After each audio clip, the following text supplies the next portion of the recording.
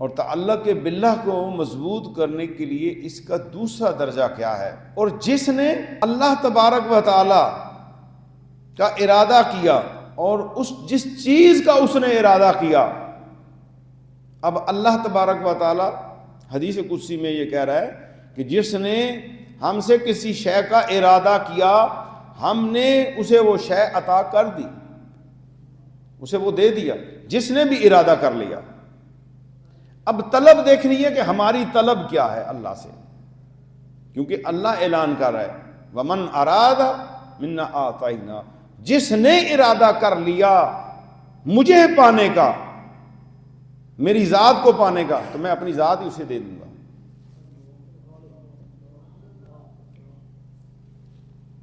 تو اللہ سے تو جو طلب کیا جائے، جائز چیزیں طلب کی جائیں، اللہ عطا کرتا ہے۔ اور جیسا کہ آپ نے سنا کہ پہلے درجے میں بندے نے اللہ کا ارادہ کیا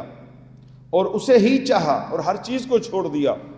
اور اسی سے فقط اس نے اپنی لو لگا لی، تو اس کے بدلے اللہ تبارک و تعالی نے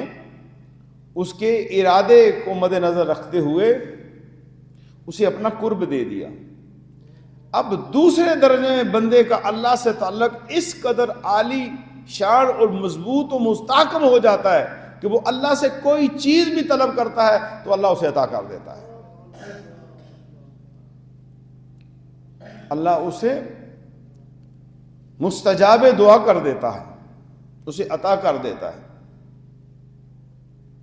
اور اگر بندہ اللہ سے اس کی ذات کی چاہت کا سوال کرے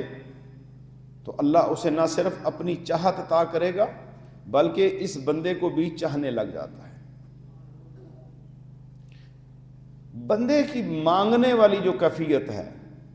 اگر یہی سوال اس کے لیے ایک بندہ مانگتا رہے ساری زندگی کہ اے اللہ میں تیری ذات سے تیری چاہت کا سوال کرتا ہوں، تیری محبت کا سوال کرتا ہوں، تیری رضا کا سوال کرتا ہوں، تیری بخشش و مغفرت کا سوال کرتا ہوں، اور دنیا کی کوئی اور چیز نہ مانگے، صرف یہ جو چند الفاظ میں نے کہے ہیں یہ مانگتا رہے، جو نہیں مانگا وہ بھی اللہ اسے عطا کر دے گا، کیونکہ اللہ کی جستجو نے، اللہ کی محبت نے، تعلق باللہ نے دنیا کی چیز مانگنے کے لیے اسے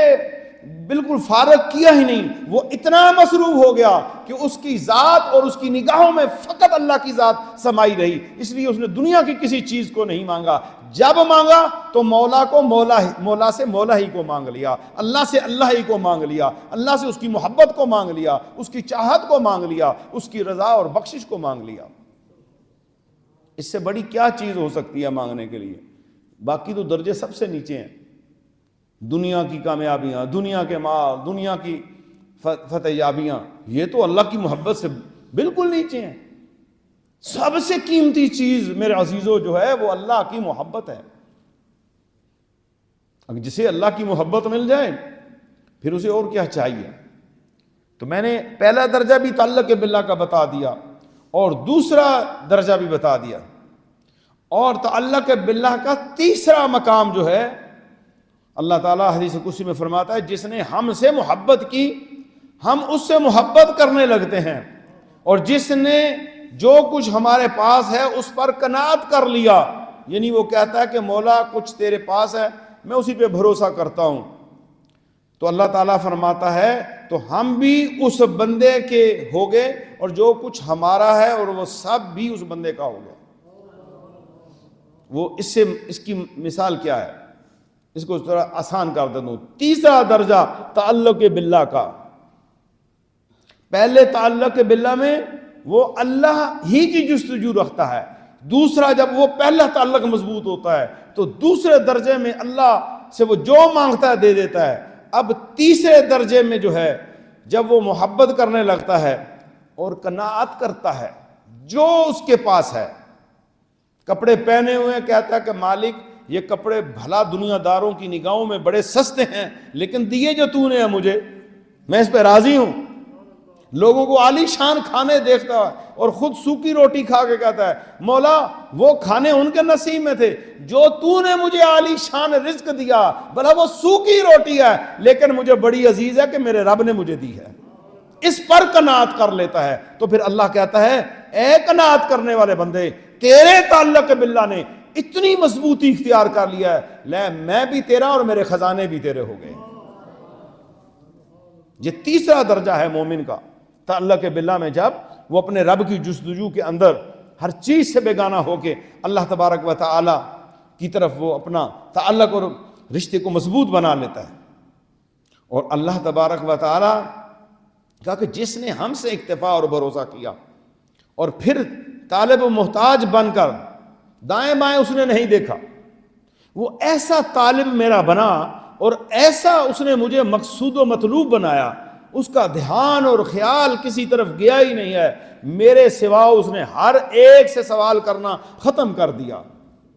اس نے مانگنا ہی ختم کر دیا، اسے غنا کا وہ درجہ عطا کیا۔ غنائیت کے بھی درجات ہیں،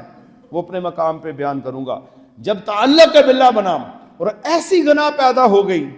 اور جو اللہ تبارک و تعالیٰ نے اپنی سمادیت سے اسے وہ جزو خاص عطا کیا اور وہ ذرہ جو اس کو عطا کر دیا، وہ ساری دنیا سے بیگانہ ہو گیا، فقط مولا کا بن گیا۔ اور اللہ تبارک و تعالیٰ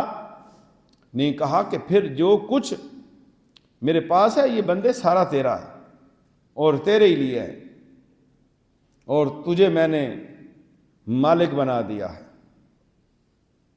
اور اسی حدیث قدسی کی تفسیر میں علامہ اقبال نے کہا تھا کہ محمد سے وفا تو نے تو ہم تیرے ہیں، یہ جہاں چیز ہے کہ لوح و قلم تیرے ہیں۔ میرا رب فرماتا ہے میری رضا اور حصول کے لیے تو نے میرے نبی صلی اللہ علیہ وسلم کے اوپر جو لایا ہوا دین تھا، جو شریعت تھی، جو کتاب تھی، اور جو ان کا عمل انہوں نے بتایا تھا، اس میں تو گم ہو گیا مجھے پانے کے لیے، میری جستجو کے لیے، اور تو نے وفا اس انتہا تک کر دی کہ تو ہر چیز سے بیگانہ ہو گیا۔ اب یہ دنیا کوئی چیز نہیں ہے، لوح و قلم کا بھی میں نے تجھے مالک بنا دیا۔